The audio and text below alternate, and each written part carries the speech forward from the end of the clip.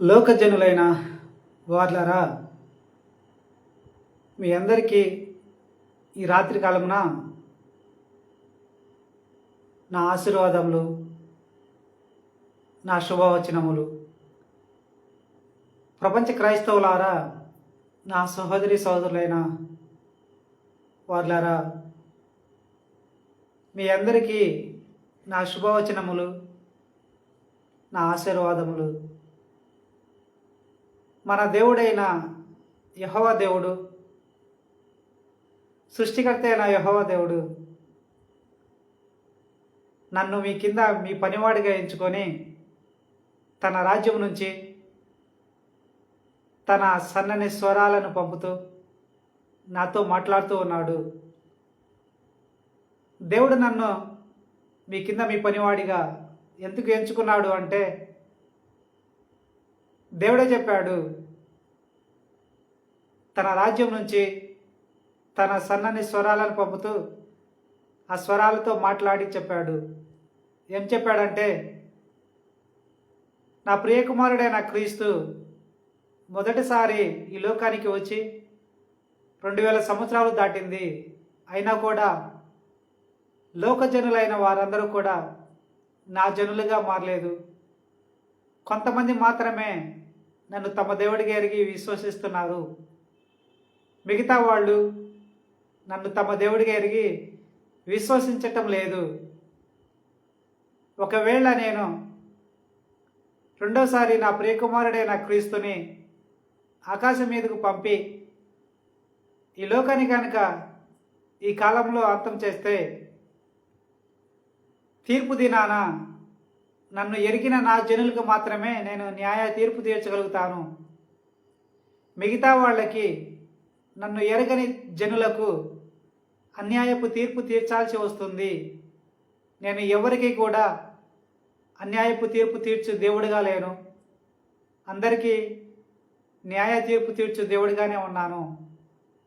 అందుకే నన్ను ఎరగని జనులైన వాళ్ళను కూడా నా జనులుగా మార్చుకొని కొంతకాలానికి నా ప్రియకుమారుడైన క్రీస్తుని ఈ లోకం మీదకు పంపి ఈ లోకాన్ని అంతం చేస్తాను.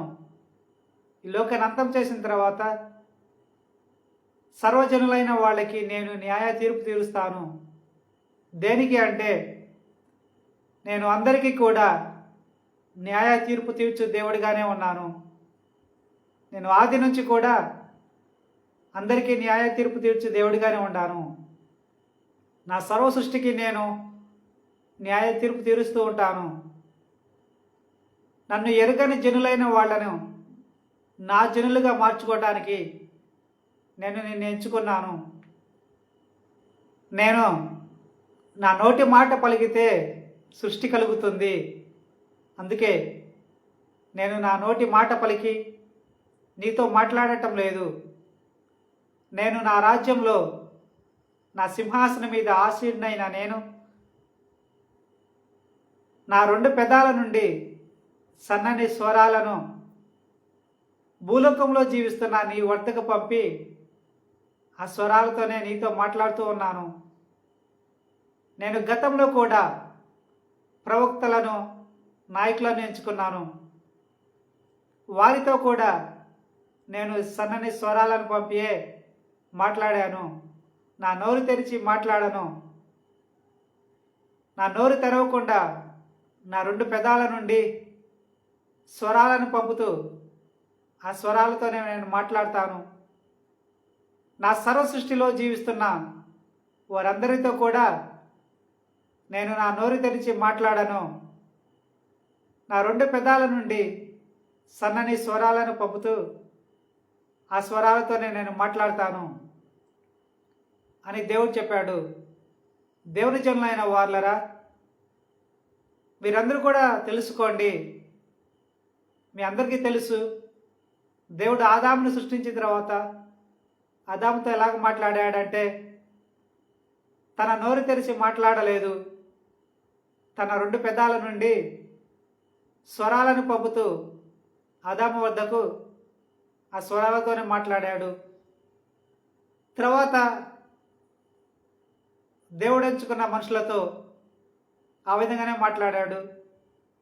తన జనులైన వారిని ఈ భూలోకంలో నడిపించటం కోసం తన జనులలో నుండే కొందరిని నాయకులుగా ఎంచుకొని మరికొందరిని ప్రవక్తలుగా ఎంచుకొని వారితో కూడా తన 2 పెదాల నుండి సన్నని స్వరాలను వారి వద్దకు పంపుతూ ఆ స్వరాలతోనే మాట్లాడి తన జనులను నడిపించాడు.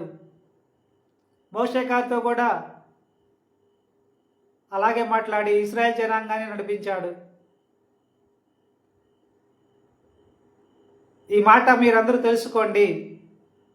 నేను అందరికీ చెప్పడం లేదు, కానీ ఎవరికైతే తెలియదో దేవుడు ఎలాగ మాట్లాడతాడు ప్రవక్తలతో నాయకులతో అని ఎవరికైతే తెలియదో వాళ్ళకి మాత్రమే చెప్తున్నాను. తెలుసుకోండి మీరు. మరి దేవుడు ఈ లోకంలో నరులను సృష్టించిన తర్వాత దేవుడు నాకు చెప్పిన మాట ఏమిటంటే, నేను భూలోక నరులను సృష్టించడానికి నేను స్త్రీ గర్భంలో నా 2 చేతులను పెట్టి ఆ స్త్రీకున్న మాంసకణాలను నా 2 చేతులతో తీసుకొని నాకున్న అద్భుత శక్తితో శిశువులను తయారు చేస్తూ ఉంటాను. ఆ శిశువుల నుదుటిన వారి తలరాతను రాస్తాను, వాళ్ళ జీవితాన్ని రాస్తాను. ఆ శిశువులను తయారు చేసిన తర్వాత 9 నెలల వరకు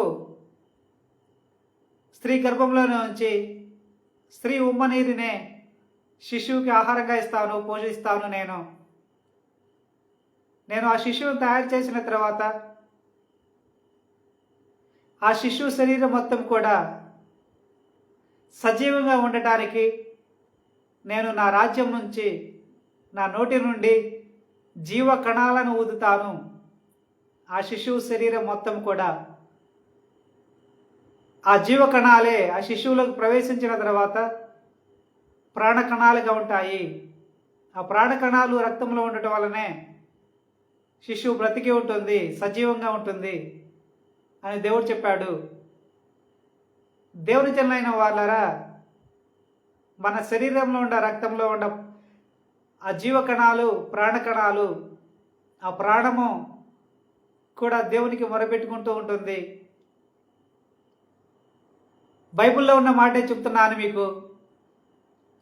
కయ్యూను అబేలును చంపినప్పుడు అబేలు రక్తము దేవునికి మొరపెట్టుకుంది, అబేలు రక్తంలో ఉన్న ప్రాణము. అలాగే ప్రతి నరుని రక్తంలో ఉన్న ప్రాణము దేవునికి మొరపెట్టుకుంటుంది తనకు హాని జరిగినప్పుడు అని నేను మీకు చెప్తున్నాను. దేవుడు ఈ భూలోకంలో సృష్టించుకున్న నరుల గురించి నాకు చెప్పిన మాట ఏమిటంటే,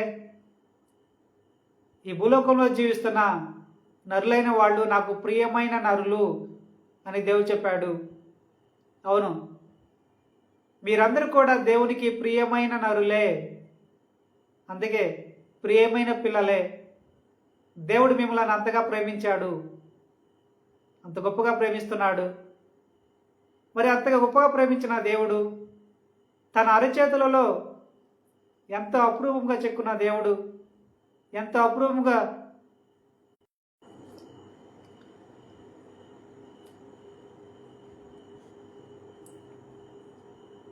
మరి నరులకు ఎలాంటి శరీరాన్ని ఇచ్చాడు అంటే, దేవుడు నరులకు వాళ్ళకు మేలుకరమైన శరీరాన్ని ఇచ్చాడు. యేసుక్రీస్తు చెప్తాడు ఒక మాట, కుమారుడు తన తండ్రిని చేపను అడిగితే పాముని ఇవ్వడు కదా అని. అవును, దేవుని పిల్లలైన మీకు మేలుకరమైన శరీరాన్ని ఇచ్చాడు దేవుడు. ఎలాంటి శరీరాన్ని ఇచ్చాడంటే, మీరు సన్మార్గంలో జీవించడానికి ఉపయోగపడే శరీరాన్ని ఇచ్చాడు. మిమ్మల్ని పాపములో పడివేయని శరీరాన్ని ఇచ్చాడు. మీ శరీరాలకు ఆకలి, దప్పిక, నిద్ర, కామం అనే అవసరతలను ఇచ్చి వాటన్నిటికీ కూడా వాటి వాటి హద్దులను ఇచ్చాడు. అవేవి కూడా మీ శరీరాన్ని బానిసం చేసుకోలేవు. అవి కూడా మేలుకరంగానే ఉన్నవి మీకు. మీరు మీ శరీర అవసరతలను వేటితోనైతే తీర్చుకుంటూ ఉంటారో, ఎవరితోనైతే తీర్చుకుంటూ ఉంటారో వాటికి బానిస కాదు మీ శరీరము. మీకు మేలుకరమైన శరీరాన్ని ఇచ్చాడు. దేనికి బానిస కాని శరీరాన్ని దేవుడిచ్చాడు. మరి మీకు మెదడుని ఎందుకు ఇచ్చాడంటే దేవుడు, మీరు ఈ లోకంలో సంచరిస్తూ జ్ఞానాన్ని సంపాదించుకొని ఆ జ్ఞానాన్ని మీ మెదడులో దాచుకొని సన్మార్గంలో జీవించడానికే దేవుడిచ్చాడు మెదడుని. మరి దేవుడు మిమ్మల్ని ఎందుకు సృష్టించుకున్నాడు అంటే తన కోసం జీవించడానికి మాత్రమే సృష్టించుకున్నాడు. కేవలము తన ఆనందం కోసమే మిమ్మల్ని సృష్టించుకున్నాడు. మీరు దేవుని ఆనందం కోసమే జీవించడానికి మాత్రమే దేవుడు మిమ్మల్ని సృష్టించుకున్నాడు. మీకోసం మిమ్మల్ని సృష్టించలేదు. ఈ లోకనే కాదు, ఈ లోకంలో జీవిస్తున్న వారినే కాదు, ఆది అందు ఉన్న దేవుడు తన సర్వ సృష్టిని కూడా తన కోసమే, తన ఆనందం కోసమే సృష్టించుకున్నాడు. దేవుడు చెప్పిన మాట ఇది నాకు. నేను ఆది అందు శరీర రూపిగా మారిన తర్వాత సర్వశక్తిమంతుడైన నేను నా నోటి మాటలను పలికి నా సర్వ సృష్టిని సృష్టించుకున్నాను. నా సర్వ సృష్టిని నా ఆనందం కోసమే సృష్టించుకున్నాను. నా సంతోషం కోసమే సృష్టించుకున్నాను.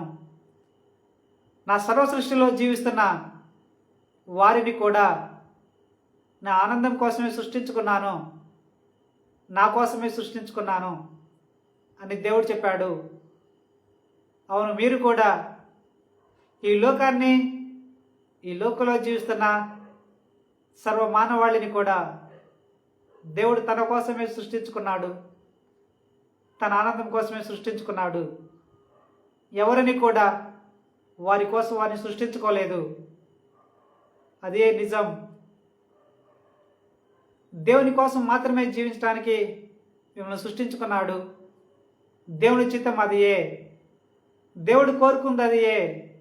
ఈ లోకంలో జీవిస్తున్న వారి నిమిత్తమే కాదు, దేవుని సర్వ సృష్టిలో జీవిస్తున్న వారి విషయంలో కూడా అదియే. దేవుని కోసం జీవించడానికి మాత్రమే, దేవుని ఆనందం కోసం జీవించడానికి మాత్రమే తన సర్వ సృష్టిలో ఉన్న వారిని సృష్టించుకున్నాడు. దేవుని సర్వ సృష్టి ఎన్ని లోకాలైతే ఉన్నాయో అన్ని లోకాలు కూడా ప్రతిదీ కూడా దేవుని చిత్తానుసారంగానే, దేవుని ఆనందకరంగానే, దేవుని కోసమే జీవిస్తూ ఉన్నాయి. ఆయా లోకాలలో జీవిస్తున్న వారు దేవుళ్ళు కావచ్చు, దేవతలు కావచ్చు, నరులు కావచ్చు, గ్రహాంతర వాసులు కావచ్చు, వారి వారి లోకాలలో జీవిస్తున్న వారు మాత్రము ఈ లోకంలో జీవిస్తున్న నరులలాగా దేవుని కోసం జీవించాలి. అందరూ కూడా దేవుని చిత్తానుసారంగా జీవించాలనే దేవుని చిత్తమై ఉంది. అందుకోసమే దేవుడు సృష్టించుకున్నాడు. అది ఎలాగో ఒక ఉదాహరణ చెప్తాను. తల్లిదండ్రులైన వాళ్ళు పిల్లల్ని ఎందుకు కంటారు అంటే వారి కోసం మాత్రమే కంటారు పిల్లల్ని. వారికి ఇష్టమైన రీతిగా ఆ పిల్లలు జీవించాలని తల్లిదండ్రులు కంటారు. కేవలం వారు ఆనందం కోసమే పిల్లలను కంటారు. అంతేగాని పిల్లల కోసమే తల్లిదండ్రులు లేరు. పిల్లల ఆనందం కోసం తల్లిదండ్రులు లేరు. తల్లిదండ్రుల ఆనందం కోసమే వారి సంతానానికి అనేది, వారికి ఇష్టమైన రీతిగా జీవించడం కోసమే తల్లిదండ్రులు వారి సంతానానికి అనేది. సేమ్ అదే దేవుడు కూడా కోరుకుంది. తన ఆనందం కోసమే జీవించడానికే తన సర్వసృష్టిలో జీవిస్తున్న వారందరినీ సృష్టించుకున్నాడు తన కోసం జీవించడానికి. మీ మధ్య ఏం జరుగుతుందంటే మీరు మీ పిల్లలను తల్లిదండ్రులైన మీరు మీ పిల్లలను కనేది మీ ఆనందం కోసమే కంటారు, మీకోసమే కంటారు కనుక మీ సంతానములు ఎవరైతే మీ దగ్గర ఉండి మీకు ఇష్టమైన రీతిగా జీవిస్తూ మిమ్మల్ని ఆనందపరిచే విధంగా జీవిస్తూ ఉంటే వారి మీద మీరు ఎక్కువ ప్రేమ చూపిస్తూ ఉంటారు, వారిని ఎక్కువగా ఆశీర్వదిస్తూ ఉంటారు, వారు కోరుకున్నది ప్రతిదీ కూడా ఇస్తూ ఉంటారు. వారు అడగక ముందే వారికి కావాల్సినవన్నీ సమకూరుస్తూ ఉంటారు మీరు. అలాగే దేవుడు కూడా తన సర్వసృష్టిలో ఉండే వారిలో ఎవరైతే తన చిత్తానుసారంగా జీవిస్తూ ఉంటారో, నిరంతరం కూడా దేవుని ధ్యానిస్తూ దేవుని ప్రార్థన చేస్తూ దేవుని కోసం జీవిస్తూ ఉంటారో, దేవుని మర్చిపోకుండా దేవుడు వాళ్ళని ఆశీర్వదిస్తూ ఉంటాడు. వాళ్ళు అడగక ముందే వాళ్ళకి కావాల్సినవన్నీ సమకూరుస్తూ ఉంటాడు. వారికి మంచి ఆరోగ్యాన్ని ఇస్తాడు, అందరికంటే హెచ్చిస్తూ ఉంటాడు. అంత ప్రేమ కలిగి ఉన్నాడు ప్రేమ స్వరూపి అయిన యెహోవా దేవుడు. తల్లిదండ్రులైన మీరు మీ సంతానములో ఎవరైతే మీకు ఇష్టమైన రీతిగా జీవించకుండా ఉంటారో, మీ మాట అతిక్రమిస్తూ ఉంటారో, మీ నుండి దూరంగా వెళ్ళిపోతూ ఉంటారో, వాళ్ళ మీద మీకు కోపం వస్తుంది. వారు అడిగినది ప్రతిదీ కూడా మీరు చేయరు. మీ కోపాన్ని తెప్పిస్తూ ఉంటారు కనుక, మిమ్మల్ని బాధ పెడుతూ ఉంటారు కనుక. అలాగే దేవుడు కూడా తన చిత్తానికి వ్యతిరేకంగా జీవించే వారి విషయంలో కూడా బాధపడుతూ ఉంటాడు. వాళ్ళు అడిగింది ప్రతిదీ ఇవ్వడు, వారిని ఆశీర్వదించడు. వారు ఎప్పుడైతే మారి దేవుని సన్నిధానానికి వస్తారో అప్పుడు వారిని ఆశీర్వదిస్తూ ఉంటాడు. వారి పాపాలను క్షమించి, ఎంత పాపాలైనా క్షమించటానికే దేవుడు కోరుకునేది. అందుకే నరులు చేయు పాపాలకు తను తాను తగ్గించుకొని వచ్చి ఇక్కడ కుమారుడిగాను అక్కడ తండ్రిగాను పరలోక రాజ్యంలో జీవించాడు. నరులు నరకానికి పోయి బరాయించలేని శిక్షలు పొందుకోకుంటున్నారని దేవుడు చూసి జాలిపడి ఇక నుంచి నరకానికి పంపకూడదు నరులను, పాపులను తలంచి తను తాను తగ్గించుకొని వచ్చి లోకానికి తను తాను శిలువ మరణానికి అప్పగించుకున్నాడు. మరణించే నరులైన వారి కోసం, పాపులైన వారి కోసం. మరణమే లేని దేవుడు మరణించాడు. ఘోరాది ఘోరమైన శిలువ మరణాన్ని పొందుకొని అంత ప్రేమ కలిగి ఉన్నాడు. అవును, నరకాన్ని తప్పించటానికే తను శిలువ మరణాన్ని పొందుకొని తన రక్తం ద్వారా ఇక్కడ క్రీస్తుగా శిలువ మరణాన్ని పొందుకొని పాపులను రక్షిస్తూ ఉన్నాడు. మరి దేవునికి ఇష్టమైంది ఏమిటి అంటే తన కోసం జీవించాలని, తన ఆనందం కోసం జీవించాలని సృష్టించుకున్నాడు. మరి ఎవరు జీవించాలి, ఎలాగ జీవించాలి? రక్తమాంసనరులైన వారికి దేవుడు అవసరతలను మాత్రమే ఇచ్చాడు, జీవితాన్ని ఇవ్వలేదు. జీవాత్మైన వారికి మాత్రమే జీవితాన్ని ఇచ్చాడు. జీవాత్మైన ఆత్మకు మాత్రమే జీవితాన్ని ఇచ్చాడు. అందుకే జీవాత్మ అని పిలుస్తున్నాము. జీవించేది ఆత్మ గనక జీవాత్మగా అని పిలుస్తున్నాము. ఇక్కడ జీవించాల్సింది జీవితం ఎవరికి ఉందంటే జీవాత్మైన నరులకు మాత్రమే దేవుడు జీవితాన్ని ఇచ్చాడు. జీవాత్మైన నరులైన మీకు మాత్రమే దేవుడు జీవితాన్ని ఇచ్చాడు. జీవాత్మగా మీరు మీ శరీరంలో ఉండటం వలన మీ శరీరం బ్రతికి ఉంటుంది. ఆ బ్రతికి ఇస్తున్న అది ఎవరు అంటే జీవాత్మ అయిన మీరే. మిమ్మల్ని మీరు గుర్తించుకోవాలి. జీవాత్మగా ఉండి మిమ్మల్ని మీరు గుర్తించుకోవాలి. జీవాత్మ గుండా నేను నా శరీరంలో ఉండటం వలన నా శరీరం బ్రతికి ఉంది, నేనే జీవిస్తున్నానని గుర్తించుకోవాలి. అవును, దేవుని ముందు ఎలా కనబడుతుందంటే దేవుడు నిర్ణయించింది అది ఆదాము అవ్వల సృష్టించినప్పుడు నా జనులైన వాళ్ళు నా చిత్తానుసారంగా జీవించాలని కోరుకున్నాడు. దేవుడు నాకు చెప్పింది ఏంటంటే నేను ఈ భూలోక నరులను సృష్టించుకుంది నా చిత్తానుసారంగా జీవించడానికి. వీళ్ళు నాకు ఆనందం కలిగించే విధంగా జీవించాలని నేను కోరుకున్నాను. కానీ నరులైన వాళ్ళు కంటికి కనబడే శరీరానికి ఉండ అవసరతలను తీర్చుకోవడం కోసమే జీవించారు. ఆ అవసరతలనే జీవితంగా ఎంచి జీవించారు. ఈ లోకం మీద ఏకాగ్రత పెట్టి జీవించారు. శరీరానికి కావలసిన వాటిని పొందుకోవటమే జీవితంగా ఎంచి జీవించారు. వాటి కోసం జీవిస్తూ చనిపోయారు. ఆదాము అవ్వల నుండి వారి సంతానం మొదటి తరంలో జీవించిన వాళ్ళు కొన్ని తరాల వరకు. అందుకే వారి ఆత్మలను నేను నా రాజ్యాన్ని తీసుకోలేదు.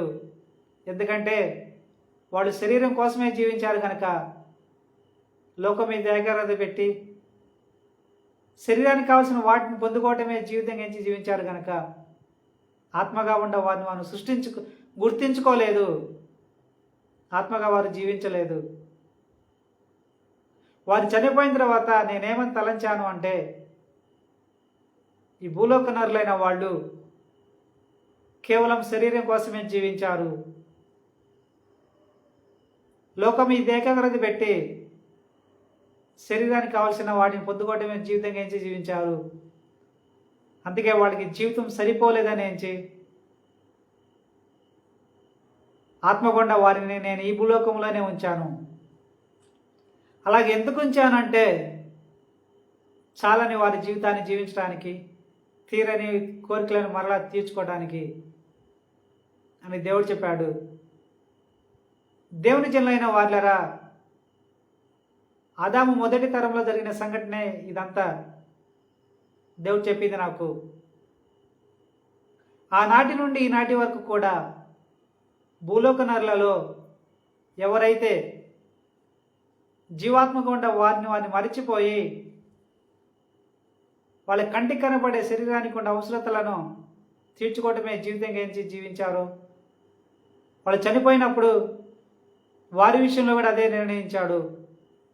ఈ తరం వరకు కూడా వీళ్ళకి జీవితం సరిపోలేదని ఎంచుతున్నాడు దేవుడు. అందుకే వాళ్ళు చనిపోయిన తర్వాత ఆత్మగొండ వారిని మరిచిపోయి శరీరానికి కంటికి కనబడే శరీరానికి ఉండ అవసరతలను తీర్చుకోవడమే జీవితంగా ఎంచి జీవించారు, చనిపోయారు. అలా చనిపోయిన వారిని దేవుడు తన రాజ్యానికి తీసుకోలేదు. ఎందుకంటే వాళ్ళకి ఈ లోకంలో కోరికలు తీరలేదని ఎంచాడు, ఆశలు తీరలేదని ఎంచాడు. అలా ఎంచి ఇక్కడనే ఉంచడం వల్ల ఆత్మగా ఉండ వారిని, జీవాత్మగా ఉండ వారిని తీరని వారి కోరికలు తీర్చుకోవడానికే ఉంచాడు. చాలని వాళ్ళ జీవితాన్ని జీవించడానికే ఉంచాడు. మరి వాళ్ళు అలాగా జీవిస్తారు. మృతులైన వాళ్ళు, ఆత్మలుగా ఉండే వాళ్ళు ఈ లోకంలో చాలని వాళ్ళ జీవితాన్ని అలాగా జీవిస్తారు. తీరని వాళ్ళ కోరికను అలాగ తీర్చుకుంటూ ఉంటారంటే వాళ్ళ సొంత శరీరము మట్టిలో కూర్చోబెట్టబడింది, దాన్ని మళ్ళా తిరిగి తీసుకోలేరు. వాళ్ళకి బ్రతికి ఉన్న శరీరం కావాలి.